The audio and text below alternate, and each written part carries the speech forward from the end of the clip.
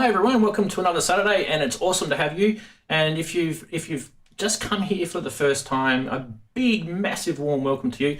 I would like you to grab yourself a drink and join us. It's Saturday, and we're here to talk about all sorts of cool stuff. But before I talk about any of that, let's say good day to everyone that's here, and we'll start with because I always start with him last. I'm going to start with Darren first this week. Feeling lucky. How you going, Darren? How's your week been? Not bad. I've been writing a track for you. Oh dear. Because you mentioned envelopes last week, didn't you? Or envelopes or envelopes. So it tracks. If you're up for some drum and bass, that'll be out tomorrow. Okay. Right. So we're going to be well, if you do want to check out Darren's stuff, his channel link is in the description below, but don't disappear yet. We're going to say good day to, we're going to go next. We're going to go around this way. How you going, Andy? How's your week been? Hi, everyone. It's been, same old, really, but lots of it. Obviously, with working from home, there's been a lot of that and plans for going to work, and I know now when I shall actually be going back in. I've been messing around in here quite a lot and getting very, very frustrated with my two little Electribes, which no longer seem to want to talk to each other, which concerns me greatly because I can't work out why on earth that is the case.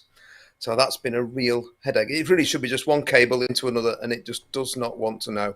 It's done it once before, and I managed to solve it, but I've been really struggling with it. So if anybody knows what on earth that is, please just ping me a message. Interesting. And also, we've got Ken that's joined us again. How you going, Ken? How's your week been? Oh, there. I had to unmute myself. Sorry about that. Right. It's been very I'm starting to get better. This whole COVID thing plus everything that's going on in the US has like been weighing very heavy on the psyche. But I feel like I'm starting to come through the other side of it, and I just want to say, yeah, I hope everybody is doing well. Cool, man. That's awesome. Yeah, we've been, obviously, the world has been following what's been going on over in your neck of the woods, but I don't know about if you've been following what's happening around the world, but we've all been going out there and marching for exactly the same reason. So there's been, there was in my city where I live, which is absolute miles away from where you live, there was a march on today, and everyone was doing the same thing. So yeah, solidarity throughout the world. I think it's beautiful to see that it's not just the U.S. and that people are kind of standing up and against oppression and against these things. And I don't like to have synth shows get too political, but this sort of thing is something that just you can't ignore it, and it's been shoved to the wayside for so long that it's nice to see some actual movement, and hopefully we'll see some lasting change from it. Yeah. I think the world is just kind of saying enough is enough, and I've been sort of walking around saying something that I've been saying all my life, and that is there's only one race. It's called the human race, and that's what we should all remember. And I think that's if you live your life based on that principle, I think everyone would be a lot better off. All right. Well, what have we got today? We've got some cool stuff happening. And first, we like to start off with a bit of humour, just to make everyone laugh, or cry if it's the jokes are really that bad. Actually, yeah, let's roll the stinger.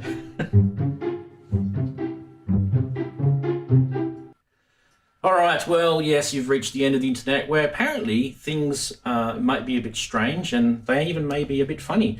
And we'll start off with this one. So I love these Lego things that come out. Do you guys remember the Sound Blaster Pro? What? Isn't that awesome? That is so cool. That's so crazy. Is that real?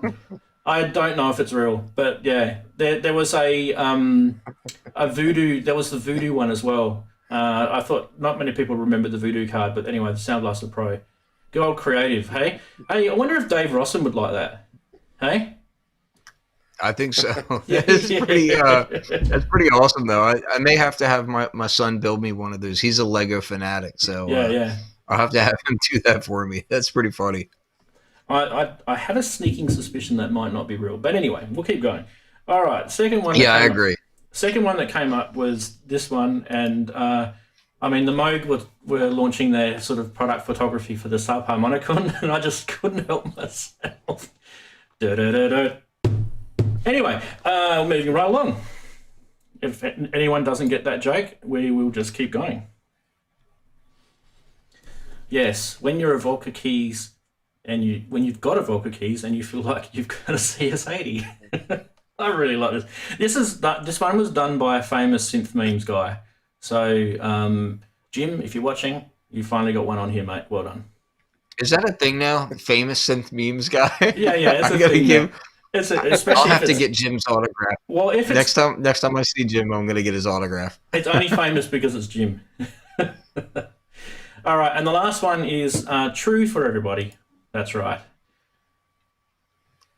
Yes. This makes you feel a little bit guilty. Maybe it shouldn't. I don't know. But anyway, that was yes, not that funny. Anyway, that. It was a bit poor this week, I have to admit. I actually had trouble finding memes this week, so I made one. Uncle Fester was there. I don't know if you guys knew the guy that was in that Moog picture, but he looked, apart from wearing nice big thick glasses, but he did look like Uncle Fester. Which one was your favourite, Andy? Oh, the Dog and the Dolphins. Yeah, I think my Volca Keys has delusions of grandeur as well. Sometimes. Yeah. Oh, well, it's a cheap little box, and sometimes it sounds great, and sometimes it sounds rubbish. But maybe that's user error again. Well, we've all kept our Volca Keys. I mean, I have anyway. And I remember watching videos for many, many years with people doing jams with their Volca Keys, and they're turning that cut-off knob like there's no tomorrow. It's just this tiny little knob. Anyway, we've got news. We have got news, and that's the good news. Okay, so, well, let me get my show notes up because there's a bit to talk about. Now, we've got a little bit of DIY again, and you know I like to do the DIY, so there's a lot of people that follow my channel because of the DIY side, so that's why it's there. So we're going to be looking at something there. Plus, there's a couple of free things, and if you're into Elektron, you'll be very happy about some news there. If you like Waldorf, you'll also be happy because they've released something that's going to be fundamentally cheaper, but almost as good as their flagship. And there's a little surprise afterwards, which I won't even mention, but let's roll the stinger for the news.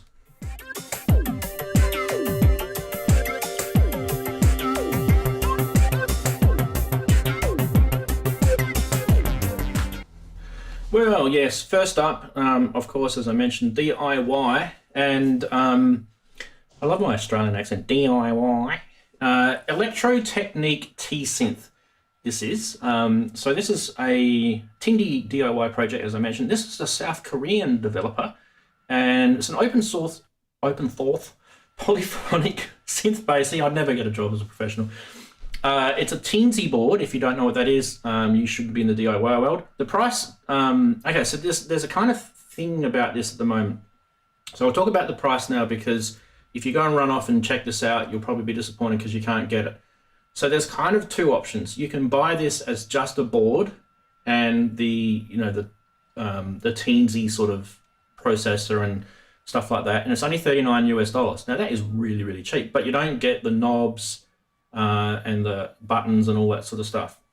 So when they do actually finish making this as a proper kit, you'll be able to get the whole lot, knobs, buttons, case, everything for $99 US. And that is extremely cheap. So this is why I'm showing it, because I've never seen a synth that's a 6-voice polyphonic with 2 oscillators per voice. It's got sine wave, it's got sample and hold, it's got square, it's got saw, ramp, pulse width mod, variable, triangle, user waveforms, which really interested me. An LFO, filter, noise. The filter is a 12 dB state variable filter, which has a continuous mix between low pass, high pass, which will create a notch, which is cool. And then it has continuous mix to band pass. Similar to the OB SEM sort of style, but obviously not exactly the same thing. It also has stereo ensemble effects and a chorus, which is cool. an inbuilt USB host. So this is another thing that I liked about it. So you can plug a MIDI USB controller into it without having to go through a computer. You can plug it straight in. It becomes a USB MIDI host, which is awesome. And $99. Anyway, we do have a video, so let's roll that. I haven't actually watched this yet.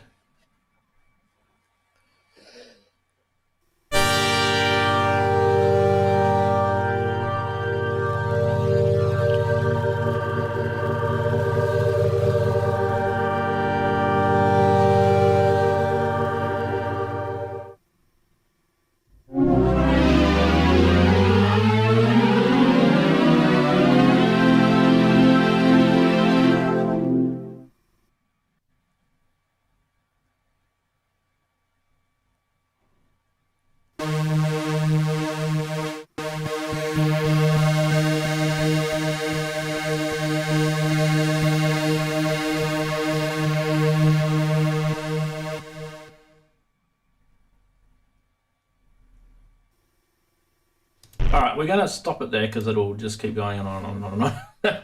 But, gentlemen, $99 US.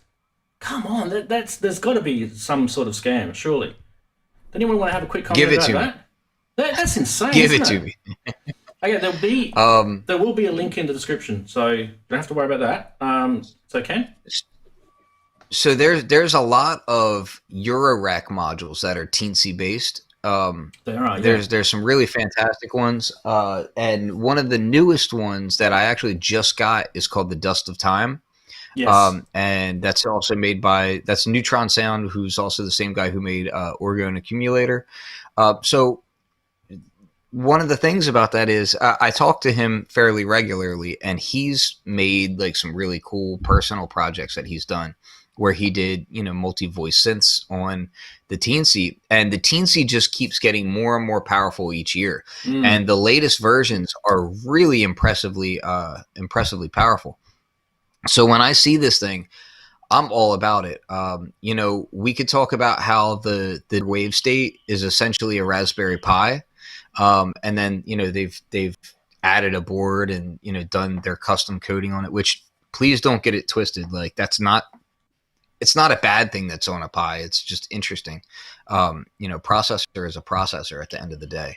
Yeah. But it's just really interesting to see these sorts of projects coming out, especially at super low DIY price points, which teensy projects, for the most part, tend to be fairly easy DIY projects, because the actual teensy, like the tiniest soldering bits, is already done for you. Like they just, all you need to do is put them on a little pin out, and then you plug that into a bigger board and you're good to go.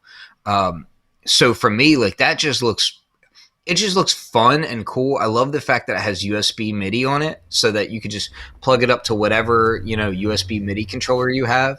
And it has, digital out audio as well. So you can just plug it up to your system and be ready to rock. I mean, that thing looks dope. Yeah, and USB MIDI host as well. So even that aside, that's gonna, like, even just the price tag of $99 US just for the USB MIDI host might even be the thing for you.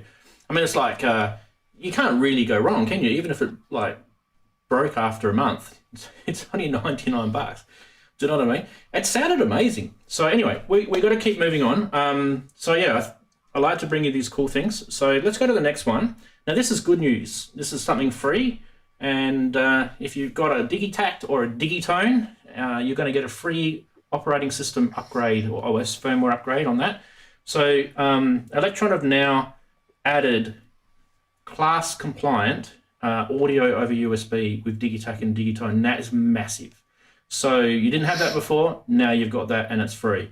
And that actually takes these two boxes to like almost the Octatrack A4 rhythm sort of level. Not quite, but there's a few other things they've added too. They've added some new features like the step recording mode. You got a jump for sequences mode now, triggering probability, which is good, and there's more. But check out their Webby for that. But there is a little video, so let's have a look, see what they've got to say.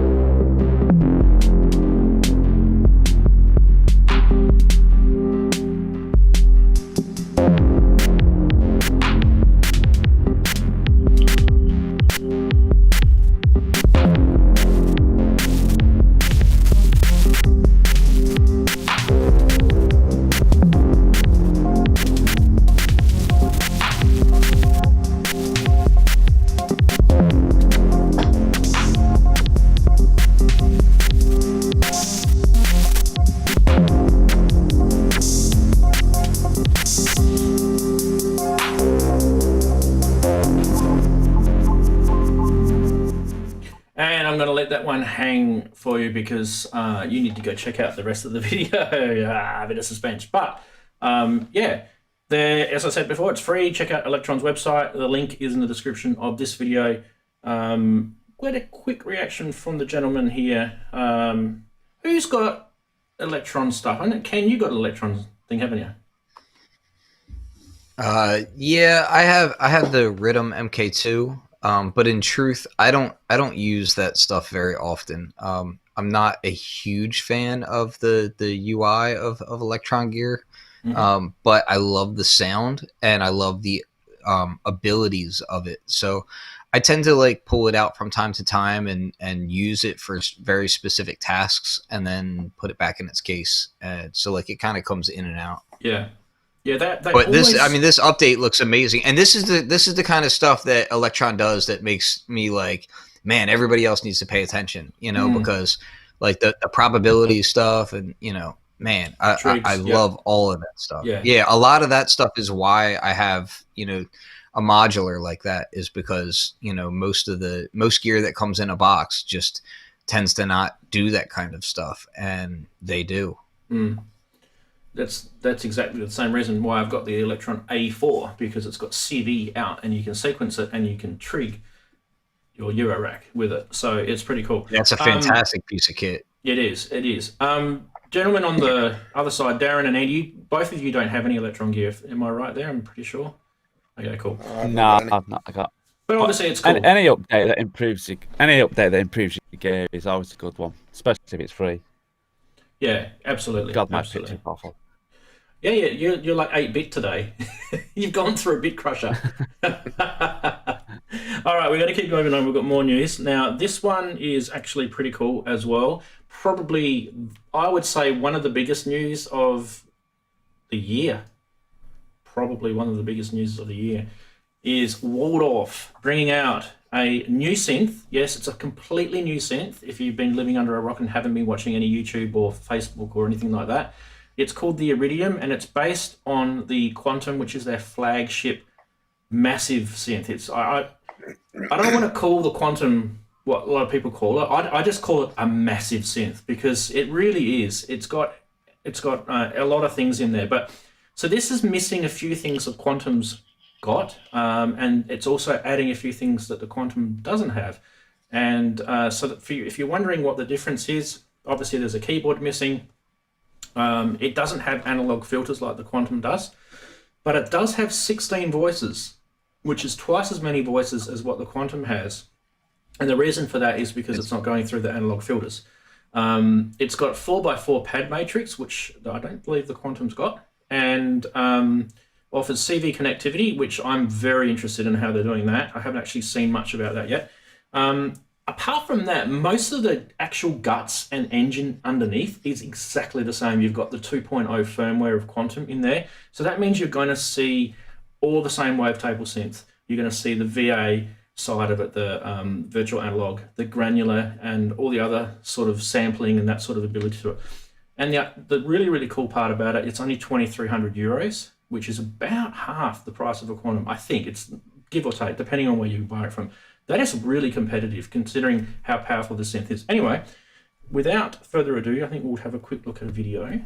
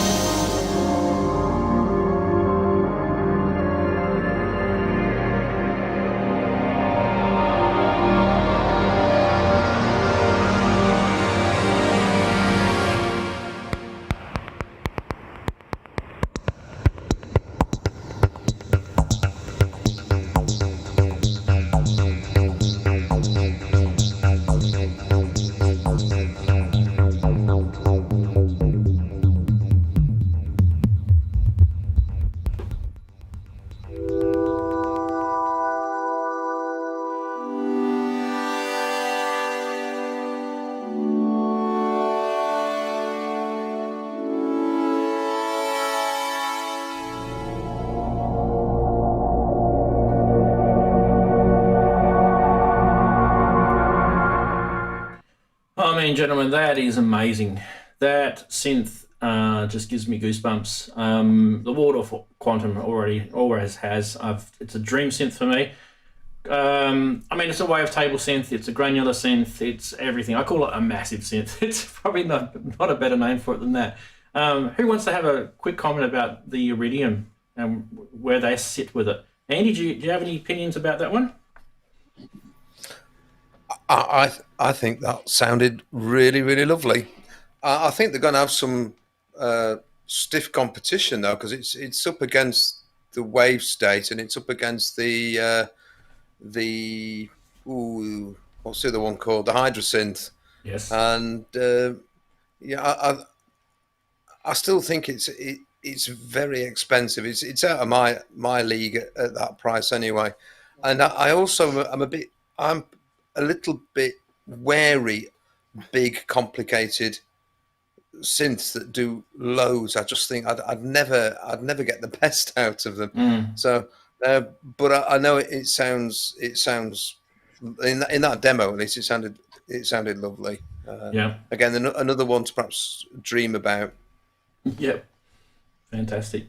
Well, Ken, did you want to have a quick comment about that one? Keep it quick though, please. Quick no, but I have a lot of thoughts on it. A couple of things that jump out to me. So I've used the Quantum a few times because I've considered purchasing it, and it's on paper it's one of those synths that I'm like, God, this is my dream synth. And then every time I've used it, in fact, every time except for two that I've used it, it's literally been sitting with a Moog 1 right next to it, or it right on top of a Moog 1.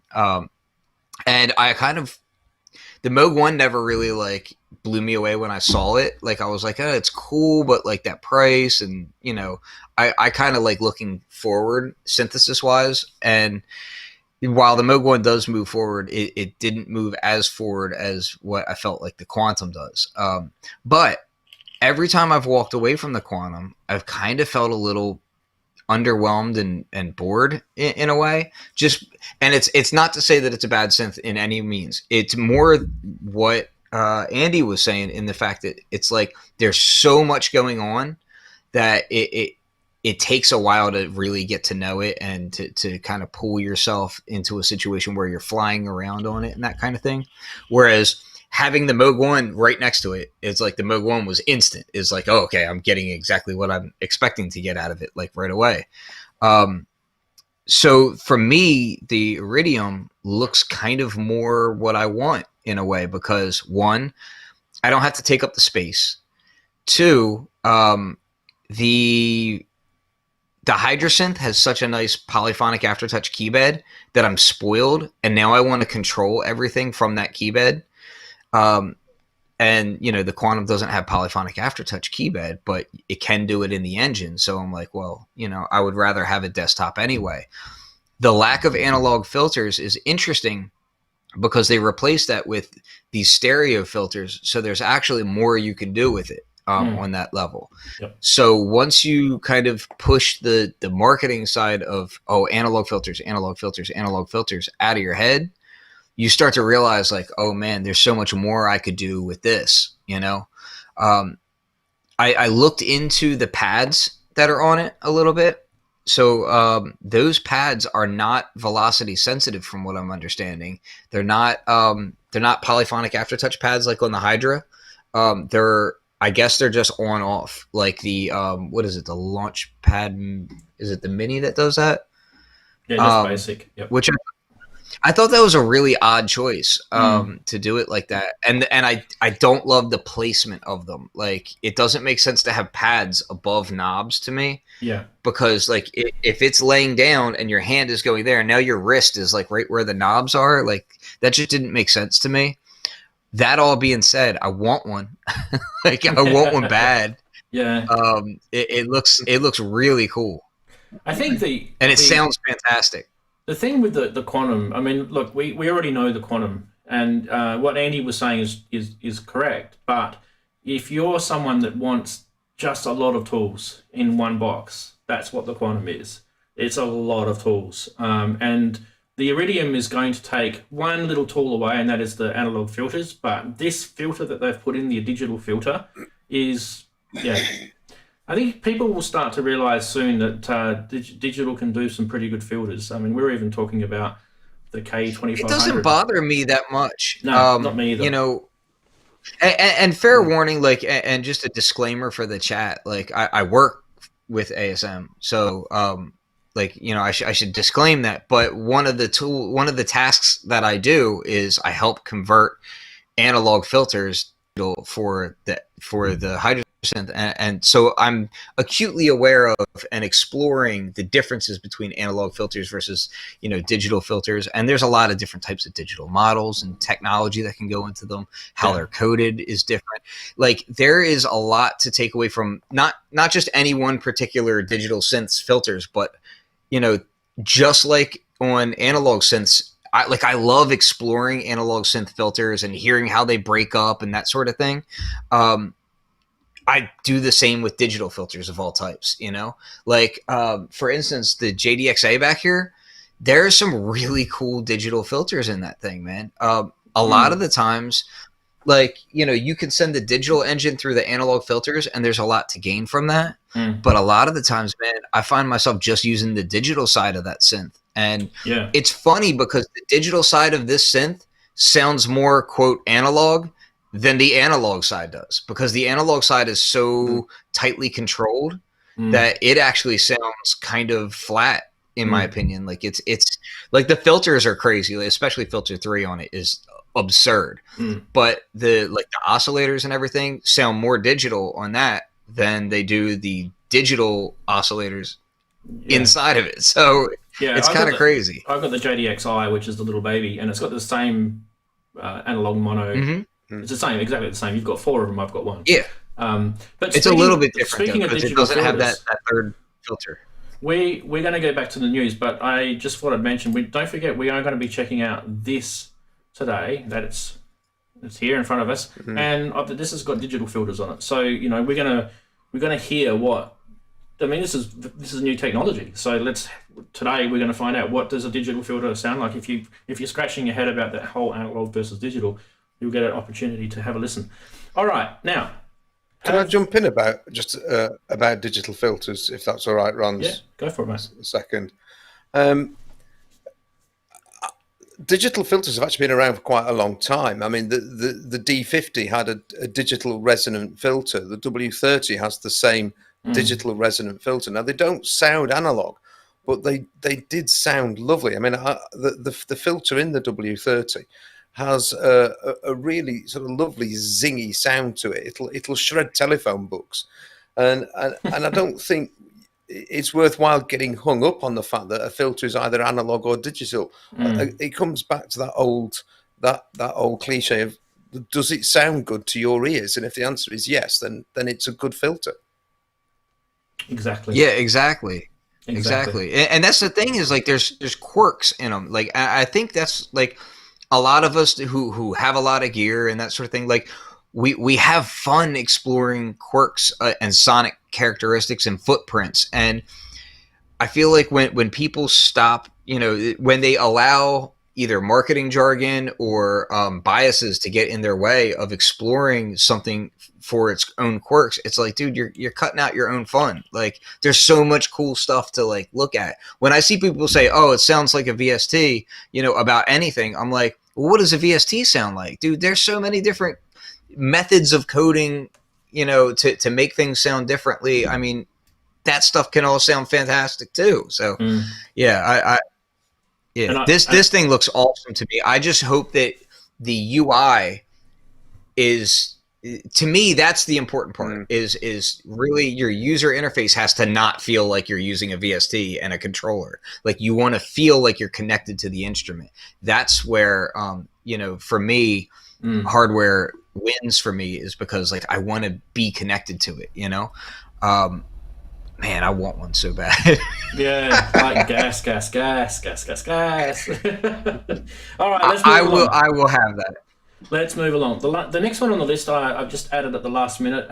Ken suggested to talk about this. I did read the articles about this. This is the new Groove. What would you call it?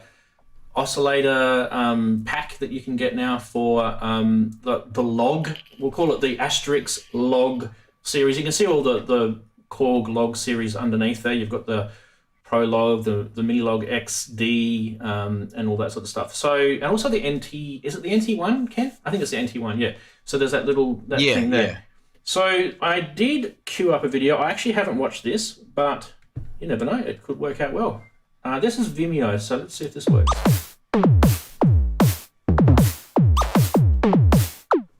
This is by Sinevibes, by the way.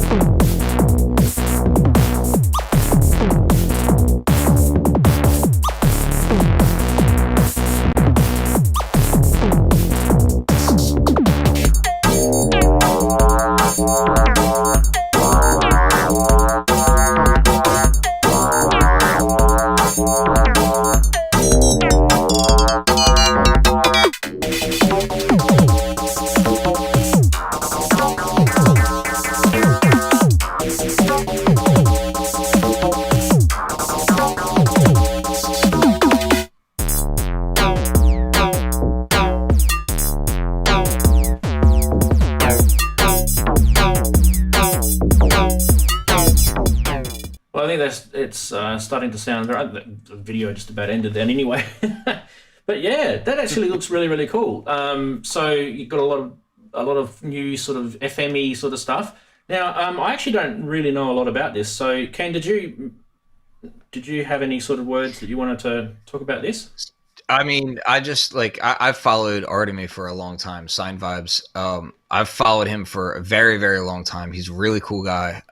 And I use he does a lot of plugins and whatnot for Mac as well, AU plugins, and which they're not VST for, they're not PC at all. So just be aware of that. But his stuff is always like the user interfaces are always really clean and really cool looking, and his sounds are always interesting. When I saw this thing, I was just like, this is not the first one that he's done for this platform either. I think he's done maybe 2 others, but one is like a wavetable thing, I think, and I forget what the other one is. But this is really cool looking, and the first thing that's made me really want to go out and get a Mini Log XD, to be honest with you. That thing is very, very cool sounding. So yeah, it just looks awesome.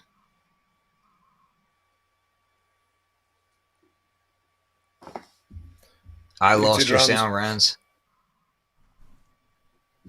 Hey! I muted myself. Let's have a drink. Found the right button.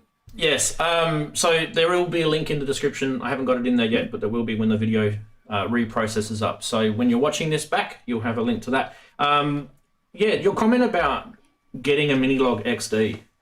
I'm in the same boat. I've got a Mini Log, as you guys probably know, and I've used it all the way since when they first came out. It's appeared in my tracks, in my albums. I love the sound of the Mini Log, but I just think now I'm ready for the XD. I'm ready for that little extra oscillator, and I just I'm getting excited about all this sort of stuff. So I don't think you can have enough wavetable. You can't have enough wavetable. All right. Okay. So Darren or Andy, did you want to make a comment about the Sinevibes Groove stuff? Darren hasn't said much. Darren, do you want to have a quick word? Yeah, go on, Darren. You speak. Sorry, I was just talking to someone about the Waldorf stuff because I've got the pulse and the profile. Yes. Yes. It sounds cool. Yep. Sounds cool. You can talk about the Waldorf if you want. No, it's okay. Go on. No, you're all right. You've got time. You better talk about it. I've said what I've said. Talk what about I it, man. so Talk about it. Well, okay. We'll leave it with that then. All right, beautiful. Darren's got a pulse, and he's a pulse too, isn't it? And a Blofeld. I've also got a Blofeld. I've got a lot of Waldorf gear, and I've had people tell me stuff about Waldorf, and it troubles me. Like they say things like, "Oh, the old Waldorf is better than the new," and all this sort of rubbish. Look, the stuff that Waldorf are bringing out now is brilliant. So don't think it's rubbish. It's not. I mean, I've got the Strike Fet is one of the best sounding string machines you'll ever hear.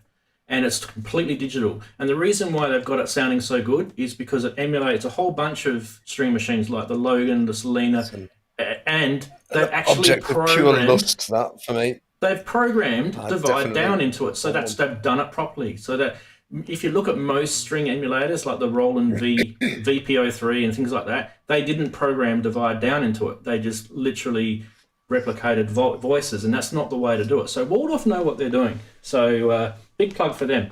All right. I'm interested in how that company is going to strike that a week or so. Oh, which one was first? Andy?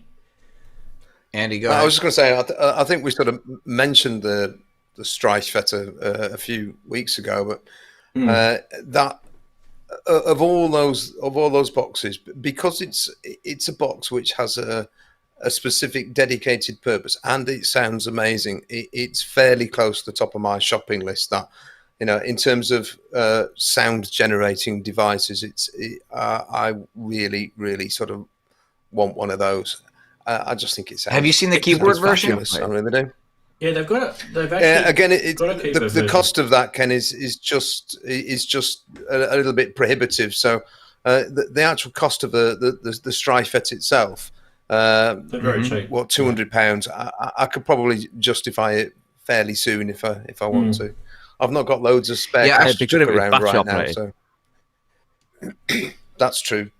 Yeah, I forget what they changed as far as that keyboard version. I forget the name of it, but they did. I played it at NAMM, and it's funny because it was the same NAMM where they. Yeah, it was the same NAMM where they showed the Quantum for the first time.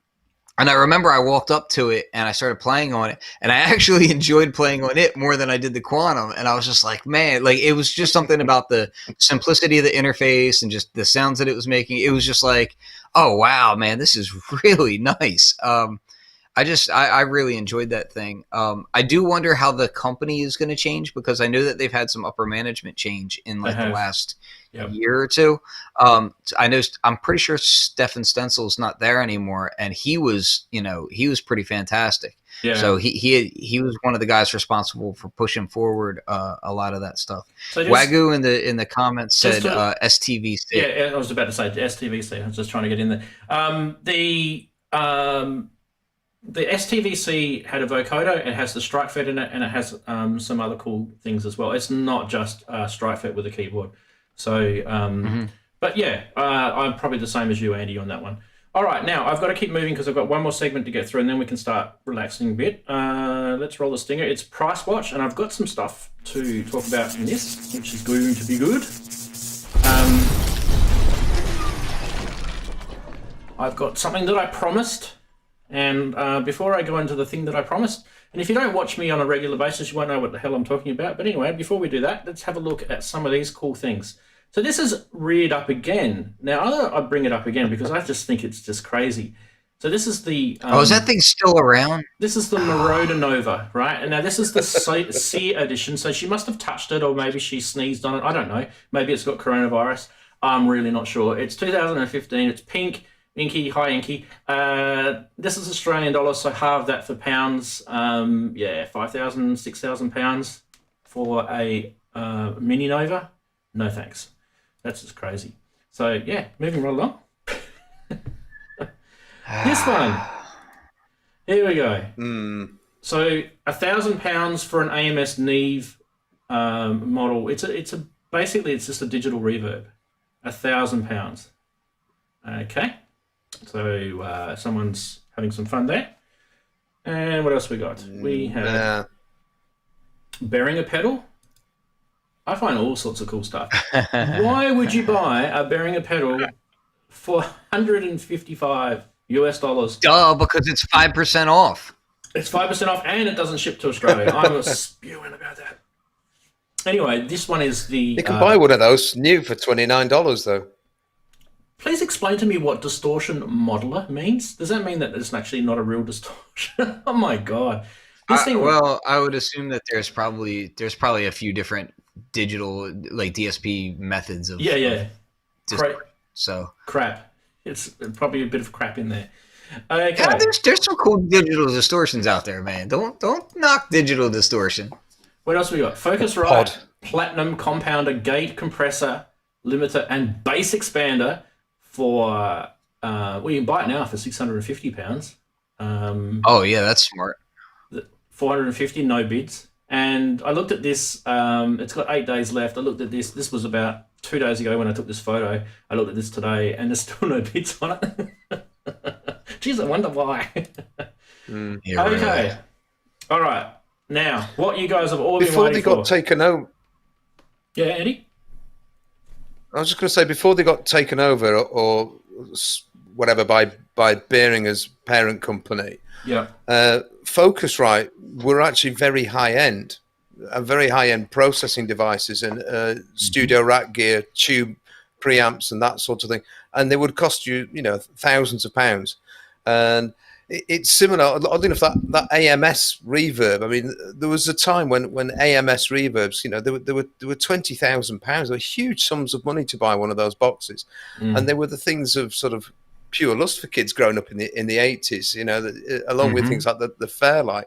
So just that AMS name, I didn't think that was actually that out of order for an AMS device. I'm sure they've still retained a lot of their sort of value, really. Yeah. Anyway, that was me.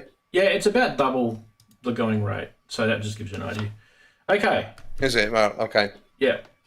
What you guys have been waiting for is this. I know you've all been waiting for this. I haven't done this for a while. Actually worked out that I haven't done one of these for 2 months. So there you go, I've been slack. So I've gone through and backtracked it all the way back to March, and I've done April and I've done May. So I've gone, it's easy to do on Reverb. If you've got a login for Reverb, it tells you all the sales, the past sales, so that makes it very, very easy. But also, I do it in eBay, and eBay is a bit more manual, and I just use an Excel spreadsheet to produce the graph.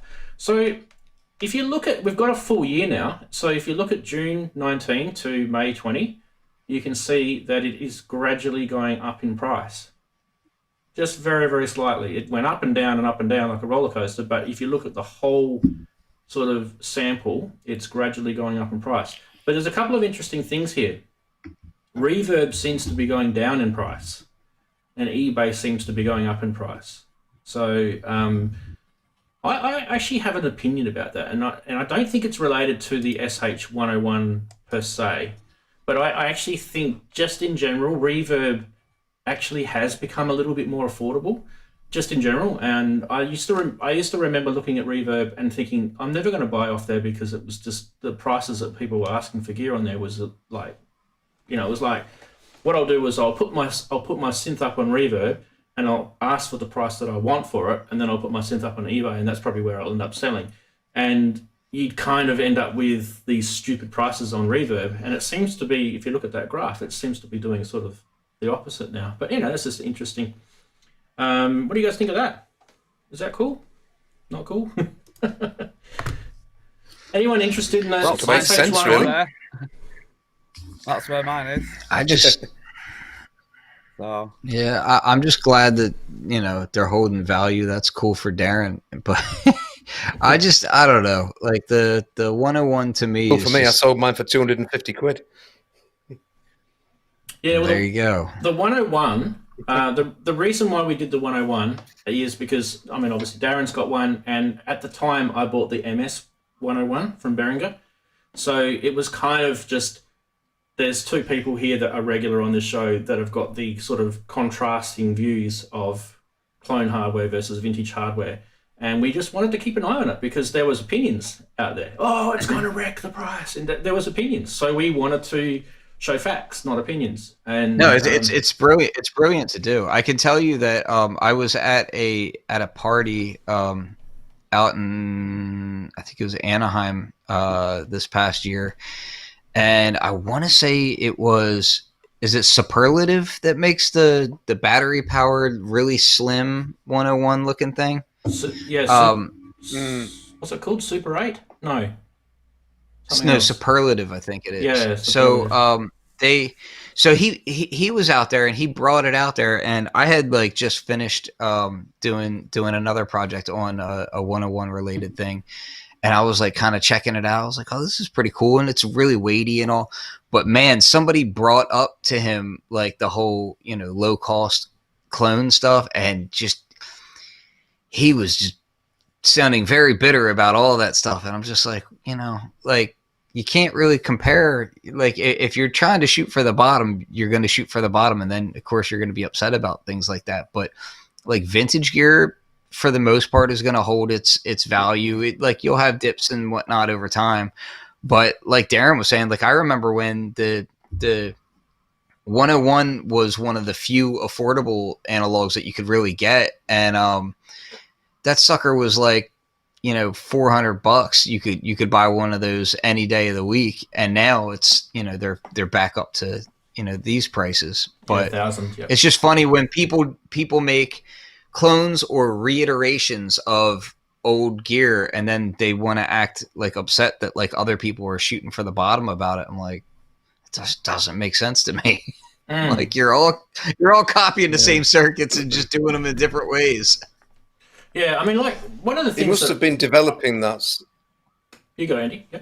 Yeah, well, yeah. He like say, that was a prototype that he He must have been developing it for quite a long time, probably completely unaware that both the engineering Roland on it with shows with the little boutique and the, you know, Behringer with the MS1, MS101. When those came out, he must have been banging his head against the wall, because he created actually what is a beautiful product. And my heart sort of goes out to the man, really, because when you face the choice of spending, you know, what was it, nearly £1,000 on one of those, or £350 on the boutique, or $299 for the MS1, you know where your cash is going to go, and it's not going to go on the expensive one. Yeah, and I will say, like, I mean, the engineering on that thing was fantastic. I mean, like, the actual fit and finish of it was fantastic. But I'm just like, you know, at the same time, like, any product that you make, like, if you're sitting in a room somewhere today and you're like, I'm gonna make a clone of a Buchla, blah blah blah, like, don't be surprised when other people are doing the same thing, you know, because it's like these are just they're just circuits, dude. So, but again, I'm not trash talking him or his product, because like I said, they're fantastic. It's just, to me, the pricing of it is just very kind of like, oh, okay. It's interesting to see that stuff is holding that value as long as it is, even with, you know, all the lower cost options that are out there. Look, this... Oh, Renz, let me show you. You hold that up. I want to show you something. This is built probably just as good as a SH-101. So, you know, people can rubbish it as much as they want. It's really, really well built. And they're not built that... Is the base of it metal, Rans? Yeah, it's metal. Okay. Yeah. Now watch this, right? So this... Hold on. There you go. See? This is actually an early prototype, though. The sequencer is not the same. So this one is a little bit different than the final version, but you know, my point to that was just that there's cheap versions out there, and the real thing is still holding its value. You've got the sequencer that I helped code. Oh, really? Yeah, I had to fix a whole bunch of code on that thing because it was just rubbish that they had originally. So you two guys should hold on to those machines. The ones that say I might not have the same sequencer. This is the original sequencer that was in it. This is a early prototype. Yeah, they changed it. So they changed it after I was with it, and they put some other piece of rubbish in the one that I've got. It's not the same. So yeah, I helped them out with that. We'll have to talk after the show about that, because I got some questions for you about that. So there's a lot of story behind that product that yeah, I can tell you some stories, but we probably will get in trouble. Okay, so the whole part of the show is for people that have probably rocked up thinking, when's he going to talk about the Argon8? Well, here it is. You've arrived. Where is it? There it is. So it does exist. How long have these been out for now? About a year, I guess. A bit more, maybe. Okay, so what I want to do is I want to first talk a little bit about, there's two parts to this, right? There's the actual physical hardware that you can see there, and there's also the Modal app that you get. If you've got any of the Modal synths, you will use this app, and it's their kind of their control system for managing patches and stuff. And I'll go through that as well. But first, let's just talk a little bit about the hardware. I think it's pretty important to talk about this. This is a pretty inexpensive synth when you think about it. I can't remember the price of these. If I remember rightly, they're about. Someone will tell us. Someone look up the price quickly because I forget how much they were. But you know, this is the cheapest of the 3 Argon 8s that you can get. Obviously, there's the small keyboard version, and then there's the larger keyboard version. Now, I'm not a big fan of getting keys because I don't need so many keys around here. Plus, they take up a lot of space. This is actually a really good size. They give you a kind of an idea of size. I'm going to put the Pro one next to it. So yes, I'm going to turn the Pro one off, and I'm going to show you what it looks like next to the Pro one. So I'm going to unplug it. Okay, here we go. So there's the Behringer Pro one. So you can see it's actually smaller than the Behringer Pro one. See that? See the difference in width? Now this thing does come with rack ears, so you can mount it in your rack, which is good. Now Wagu's the guy that's to blame for why I got this, because yeah, it's just his fault. Him and Nick are to blame. Anyway, sorry, I just wanted to say that, get that off my chest. I never take responsibility for my own gas. Now, why did I get a wavetable synth when I've already got a Novation Peak? Well, it's different to the Novation Peak in a few ways, and you'll see that in a sec when I go through the software. It kind of shows it better.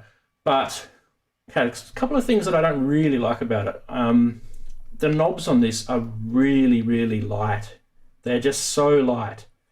Like I did notice the same thing. Yeah.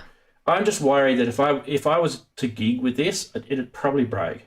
I just don't feel. I can't remember if they're plastic shaft underneath of there. I can't remember if they're plastic or metal. Yeah, like I'm hardly touching that at all.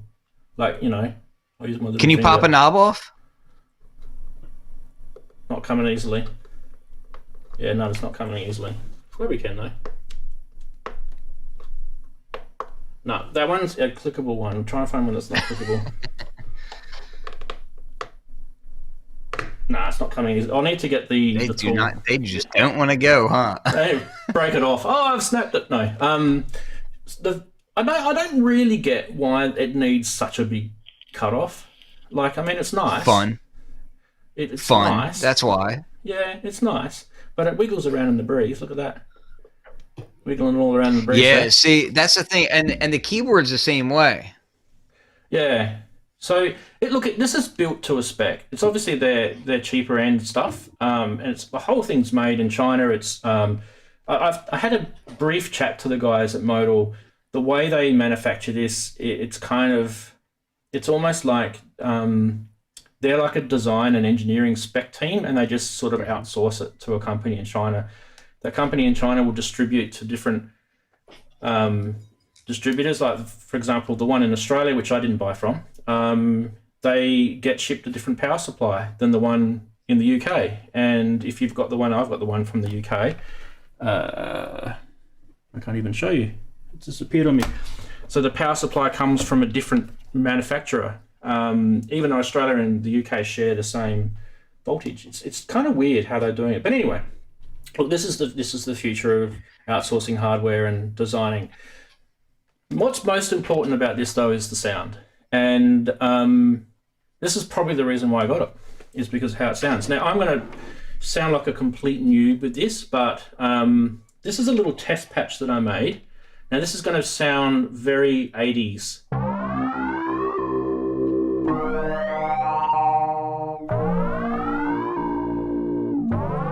Is that coming through? Yeah? One of the things that I immediately noticed about this is that when they say it's a polyphonic voice on this, it definitely is. And you can see it with this. I've got just a real basic patch set up, and it's just literally an oscillator sync type patch with a square wave tuned down an octave and a sawtooth wave and a syncing. Now, the thing that's making that sync is I've actually modulated that via a third envelope called the MEG, which you can see over here.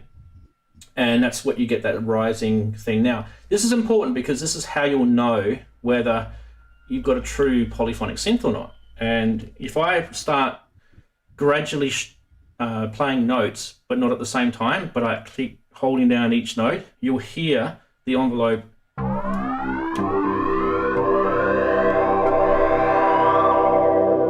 so you can hear them all starting at different intervals when I'm hitting the note. And that's how you'll know where you've got a true polyphonic synth. And it's actually quite hard to program that if you're doing polyphonic digitally on the cheap. So that's kind of my first main point, I guess, is guys, it might have a bit of a cheap, build to it, but it's definitely not a cheap sound. So I think the most important thing that we need to kind of realize here is how does this thing sound? And just remember too, I'm a noob with this, so I'm not trying to sell this to you guys. This is just me and my experience with it. So yeah, first patch was just a little test, I guess. That software is so great looking too. Yeah, so this is the second one I did. I've only done 2 patches. I've only literally just done it. Actually, before I go to that one, I might just quickly show you something too. All right, so with one of the things I love about this is I love these. It's not the only synth that's got it, but I love these little XY joysticks. I love these things on synths. Yeah, they're so cool. I agree. More synths should have them.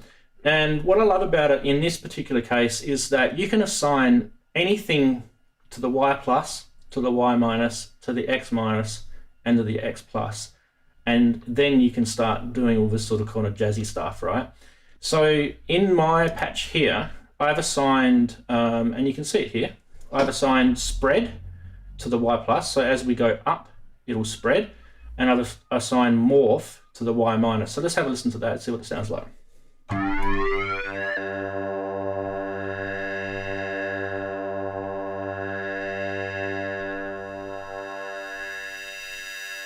So that's morph, and this is spread.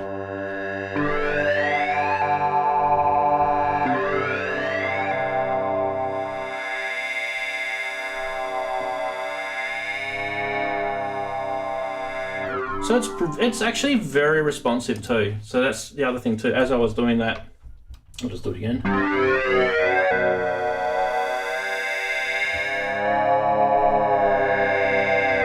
So you don't get visual feedback here, but you definitely do get it on the software. Now, it's probably one of these synths, guys, that you'll probably find as a sound designer, you'll actually use the software probably a lot more than the interface on this thing. I haven't really got, to be honest, much into the hardware side of the actual knobs and stuff, but there's plenty there to look at, and there's shift functions and stuff like that.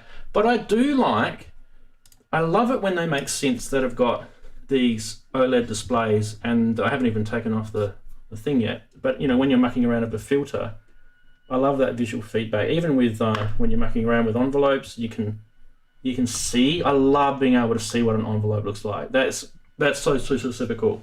So for me, they're big things. So how do those knobs feel, Ramsey? As I said before, they're a bit rubbish. Sorry. Right. Yeah, they're a bit rubbish. But you know what?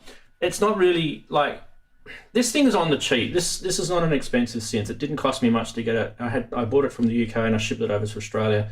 It worked out to be the best way to do it, for me. So, but let's just have a look at this other patch, because the main part of the synth is wavetable, and I haven't even shown the wavetables yet. So this is a wavetable patch that I quickly came up with.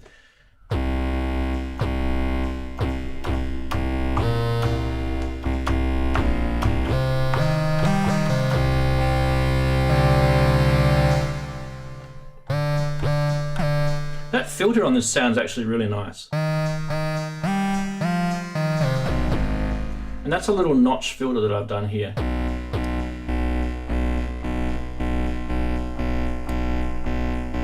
It's getting kind of a sweet spot there.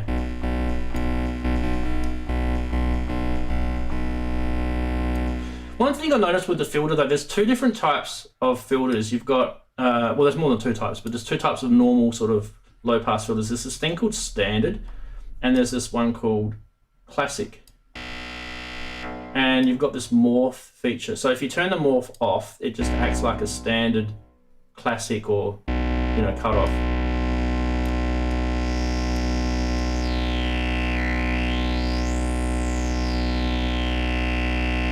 And we'll do the standard one.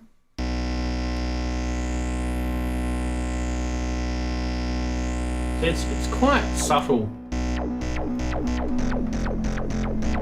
It's a bit of envelope on that. So yeah, I mean, in terms of wavetables, let's just have a quick look. I've got there's quite a lot in here. If you don't really know much about this, there's a stack of wavetable stuff in here. So probably best way to show would be just get the little page up here, so I'm not talking about rubbish. Okay, so oscillator wise, you've got these oscillators here, right? And you can choose from all these different banks. Okay, so you've got virtual analog to all these different wavetable banks. Okay, and then when you're in these banks, then you've got a whole bunch of morphing that you can do with them. Okay, I love this interface. It's so cool. And you've got two oscillators there. Then you have all these oscillator modifiers, and this is where this thing gets really kind of sick. You've got phase modulation, you've got ring modulation, amp modulation, hard sync, and I think there's wind sync. This one's interesting, wind sync. Let's try that.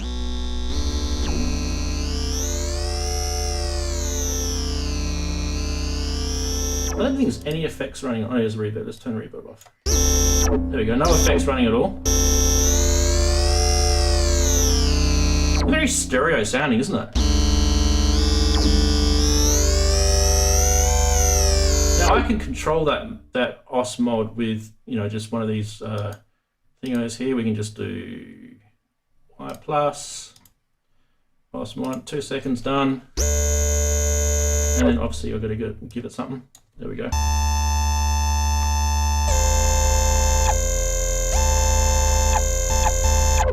And that is not working. Why is that not working? Interesting. Couldn't get that to work. Anyway, there were a couple of things that annoyed me about it too. So, yeah, I don't know. Like to me, there were some things that you'd expect to see some visual feedback from. Like, for example, if I was going to, you know, move this joystick thing here, right? If I was going to move this, say I programmed into one of the mod matrix that I wanted to move the cutoff on the filter. All right, so let's do that. This is the thing that I kind of don't think is good. So let's make it cutoff. We'll do it full, so 63 plus. That's minus that way, and that's plus, right? And this is going to change this cutoff here, technically. So what I'm going to do is modulation. You can see the XY on the bottom corner. So you can see me moving that, right?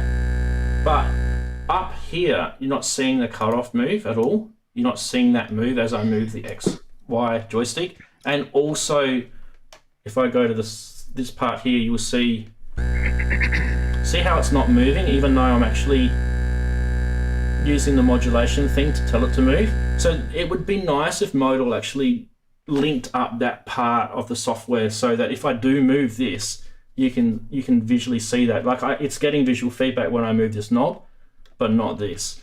So there's little things like that, and I don't know whether it's because I kind of go two ways on that. As far as, so for me, in the software, what I would want to see is a secondary ring or a different color piece to show me what the modulation's doing. Yeah. But on the actual synth where you're seeing that cutoff, I don't want to see that shaking all. Like, let's say I'm sending it like a crazy high modulation. I don't want to see the filter going all crazy when I'm trying to dial in where my set point is. So like I'm two ways about that, you know, like it's cool seeing that modulation, but I feel like I want to see it in a different way. For me, it's cool when you get like the oscilloscope views, and then you can kind of see the output, and you see the output kind of changing in that way. But I don't want to see. I just don't want my cutoff, you know, on the main screen of the module. I don't want to see that just jittery all over the place. If I'm like 100, you know, 100 kilohertz. Or 100 hertz. So sine wave to it, and then it's just jumping. I have to admit, I haven't had this long enough to get to know how to use it. I mean, obviously the basic stuff like envelopes and filters and stuff. Look how shallow it is, though. Like with your hands there, it's really funny because it's like palm sized. It's really small. You could if you wore Jenkos, you could fit that in your jeans. Yeah. So Mr. Mac was saying that you know, I'd rather, you know, use the hardware interface. I'm the same. So I just need to get to know, because there's shift functions in this, right? I need to learn that, and I haven't learned it yet. And right now, it was literally only been sitting on my desk for a few days, and this is much easier for me to see.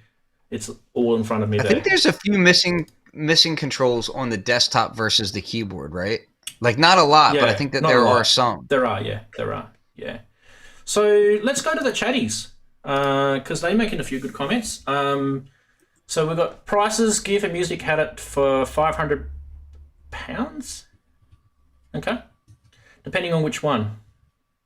So yeah, need to check that one out. So I got a question for you real quick. I should mention with that same price point. Yeah. So my question to you is, have you noticed the difference in price between like the module, the keyboard, and then they have the extended keyboard? Yes. Like the price points are pretty close, and I was shocked when I saw how close some of those price points are. I don't remember them off the top of the head, but I want to say it was only like $50 difference. Okay, so this is in pounds. This is not going to help you, but let me just get me up. So we're looking at pulling it up now as well. £500 for the module, 579 for the 8 voice little keyboard, and then 649 for the 61 key. So that's what, £150 difference between the bass and the top. There you go. Which is, like you're saying, it's very, very pretty close. Interesting. Yeah, very close.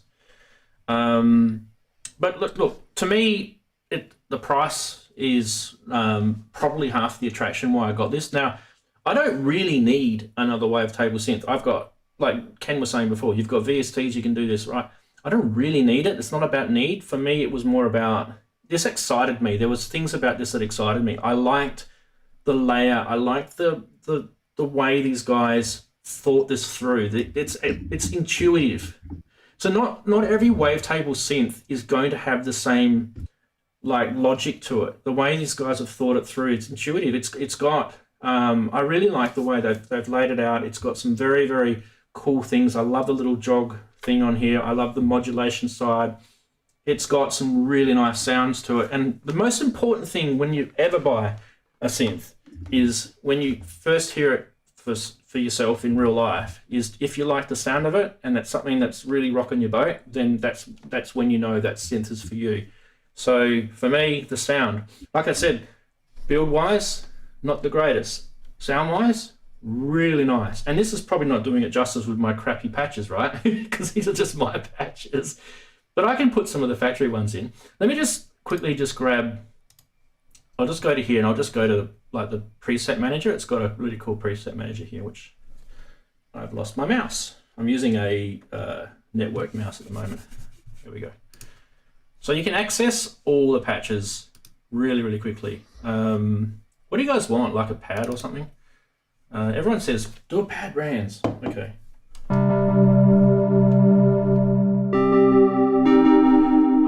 That's gotta have effects on it. Yeah, that's drowning in delay and reverb and stuff, yeah. But But you can see here they've got morph on the Y. So if we go up, it's going to morph, and it's got oscillator mod on the Y minus. So let's try that.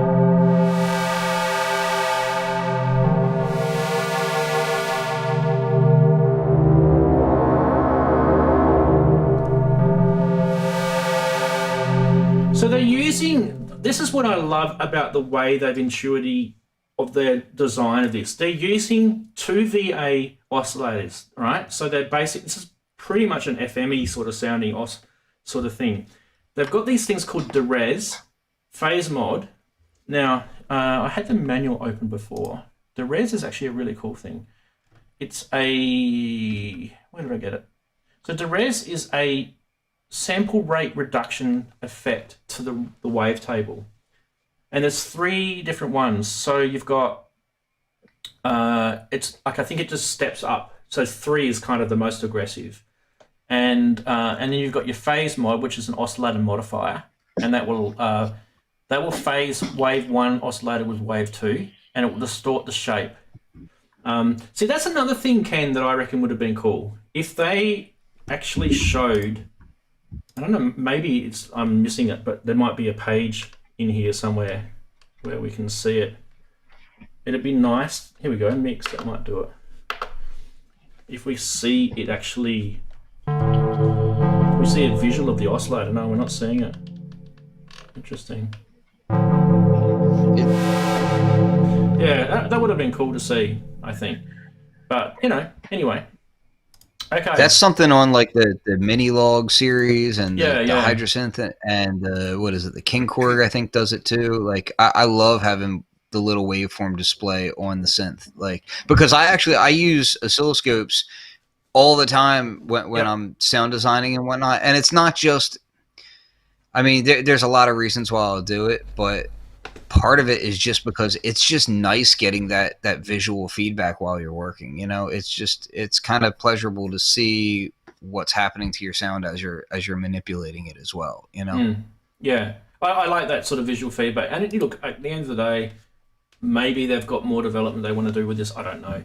I mean, look, if you look at that Iridium that we were showing before, the visual feedback on that firmware is insane. They've got like 3D like visual. It's incredible, which is one of the attractions I like about it. It's kind of similar to Pigments in a way, kind of, but probably better. Oh, Ken, I forgot to tell you too. I've actually, I don't know if I mentioned this to you. I've tried out a Hydrosynth now, because I've never actually seen one in person, and I've got one here locally in my city. Did you keyboard version or modular? It's a module version. Okay. But I absolutely love it. Now I do want to try the keyboard because that's the one I actually would get because it's got that polyphonic aftertouch. Yeah. You need to. I try to tell people all the time. Yeah. I try to tell people, I'm like, it will spoil you. Sound wise, it's insane. It's really, really cool. Better than this. But different, better in a lot of senses. They're very different. I'm like like it's one of those things where it's like, man, I just love all the synths. Like even like good or bad, it's like they all have quirks and character. I just love them all. Like, you know, I see people, like, I have to be careful in how I talk now because a lot of people are like, oh, well, you're affiliated with this company. And I'm like, yeah, but I'm affiliated with like every company. Like, I've got friends at every one of these. I have friends at Modal. I've got friends at Korg. I've got friends at Native Instruments and everywhere else. Like, I'm biased to everybody. But at the end of the day, I just like gear. And dude, the Argon8 sounds awesome. It's got it definitely has its own character to it. Like, so does Hydrosynth. Like, they have very different characters. Like, they don't sound the same to me, to be honest with you. Like, they both sound very different. They can do a lot of similar things. Yeah. But they sound different. Now I wish we could get Wagyu on here because he's got one as well, and he's probably I'm making this thing look like rubbish compared to probably what he can do. So, Wagyu, if you've got anything that you think I should be showing, let us know in the chat because, I value your opinion. Sergio's asked me, how do you think the Argon compares to, let's get his comment up here so we can see it. How do you think it compares to other synths, digital synths like an Ultranova, Mini Nova? Well, probably the biggest thing, and we'll just quickly do this just for Ken.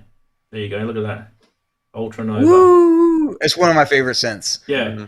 Now, but just remember though that an Ultranova or a Mini Nova or even a Korg, a circuit. What am I saying Korg for?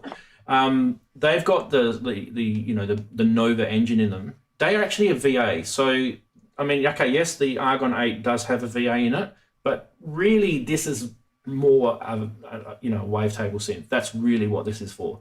But I actually do like the VA in this. It's actually, if you've got any other modal stuff that's digital, you'll recognize that sound straight away. The effects in this are really nice too. The other thing I didn't mention too, did you guys know this has got an inbuilt sequencer? Yep.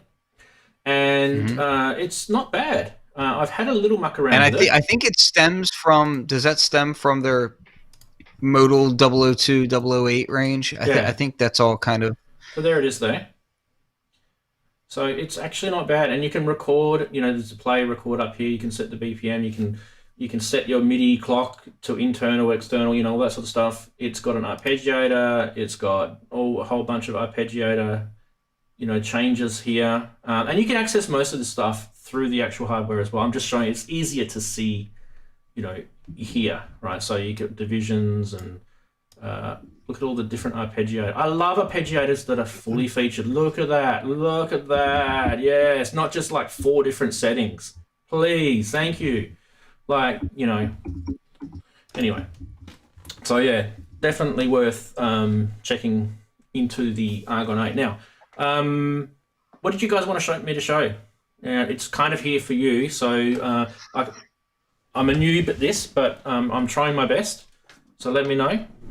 About the Argon 8? Because I got a question about it. Yeah, go ahead. So one of the other things that I'd like to see is have you tried controlling all that the editor from a DAW or anything like that? Have you done any mapping or anything like that to other gear?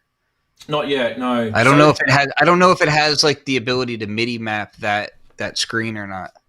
Yeah, not yet. What did I was on their website before. There's a Windows application. There is if you've got a Mac, it's an app that you have to get through the App Store. And if you've got an iPad, you can get the same thing through the app, iPad App Store. So you can run this thing. I think there's photos on their website which shows the big one with the keyboard with an iPad on it, which is kind of what they're trying to. It's more of a touch surface thing. So that's actually pretty cool. At NAMM, they had a hotel room, and I went up to the hotel room, and they had it set up like that, and that's how we were kind of messing with it. I got to sit with the lead sound designer. He was a really great guy, and we kind of went through a bunch of patches and whatnot. And yeah, man, that software on an iPad is fantastic to control it. Really cool. And you can, if I recall correctly, you can morph between the patches too. Yeah, and that's something I haven't even shown you. But yeah, that is actually probably one of the sellers of this thing. I love it. I love it when you've got synths that you can quickly change patches, and that becomes part of that performance of that particular synth that you want. That to me is a big thing. That's one of the reasons why I love the Novation base station, because it just changes patches so quickly. There's synths that can't do it well because their firmware is so sluggish. When it changes patches, you get clicks and you get delays and things like that, whereas this does it beautifully. So yeah, definitely. Yeah, Hydrasynth can't do that. That's one thing about the Hydrasynth that that I would have liked to seen is instantaneous patch changing, and yeah, you can't do that on it takes about a little less than a half a second for it to change a patch, whereas on base station, like you say, and on that it's instantaneous. One of the other ones that another synth like that I use that does that is the Radical Technologies Delta Sep A, and it has that built into it to where you can morph between the patches, and that is a really interesting way to use it. Yeah. So I mean, I'm in the same boat as probably a lot of you guys, and I mean, I'm very, very grateful for having the ability to be able to buy gear and things like that. But I also do suffer from having a lot of gear that I've got to learn, and at the same time, so it takes me longer to get up to speed on one particular bit of gear. So at the moment, I mean, just in the last, Andy can sort of vouch for this. In the last few months, I've got Pro One, I've got Eurorack stuff, I've got the Modal. There's been a lot of gear coming in, and it's kept me. I've enjoyed every second of it, of course, but I can't become a master of one. I've become a little bit of a jack of all trades in that sense. So if you guys are watching and you're expecting me to be the modal master here, you're on the wrong channel. But give me time, I'll get there. Look, Wagoo said the same thing, he just said the same thing in chat. Let's just grab that up, because he's exactly said the same thing. He's got a peak, and he's got a quantum. Wow, I didn't know you had a quantum. No. So, you lucky boy. So, yeah. Fantastic. And that's the other thing too, with the peak, it only just had that firmware update where they've gone nutso with the wavetable side of stuff, and I still haven't even really had a good chance to go deep into it yet. I've played with it, but not to the point where I've got to know all the new changes. So, and I love the sound of the peak. So Ken, this is what we were talking about before with the quantum versus the iridium, right? The peak kind of has that quantum sort of presence to it, because it has the analog oscillators on the peak. It's an 8-voice digital hybrid with the analog oscillators. So it's kind of got, Analog filters. Analog filters, sorry, I meant to say. Yeah, you're right, sorry. So yeah, that's one of the reasons why I love the peak. It's got that sort of real analog sound. The thing about the quantum that always kind of like messed with my head was that every time, like I said, like every time I got on it, like I would walk, like I'd be like, man, on paper, this has got me so excited. And then I'd walk away and I was kind of like, huh? Part of that was because I honestly like wasn't super feeling the analog filters on it. Like they sound like very restrained analog filters, and restrained analog filters to me, just an example of another set of analog filters that I just don't hold a lot of love for is the ones on the Prophet 12, Prophet 08, Tempest, Yep. and I still have my Tempest and all, but like they're just so restrained that you might as well have digital, because they're not doing much more for you, and that when I see that the Iridium has the digital filters, I'm like, that was the one part about the quantum that actually didn't blow my mind. So Yeah. the Iridium, kind of checks everything off that I'm wanting. So yeah, I have a strong feeling that I'm going to end up buying one of those damn things, which my bank account is not going to be happy about. But Yep. I was saving. Listen, I was saving up for a new MacBook Pro, and with everything that's going on as far as Apple right now, with what they could be changing and whatnot, it's a super uncertain time as a Mac purchaser. So I'm like, well, I guess I'm going to hang on and let this thing limp along for a little while longer and probably buy a super expensive synth.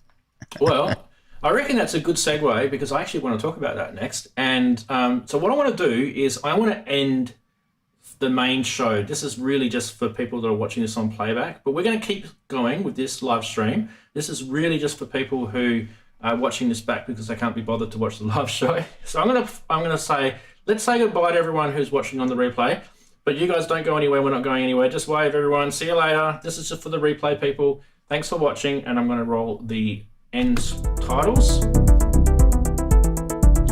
that didn't even work. So we're going to try this again, guys. Sorry. That completely failed. All right, here we go.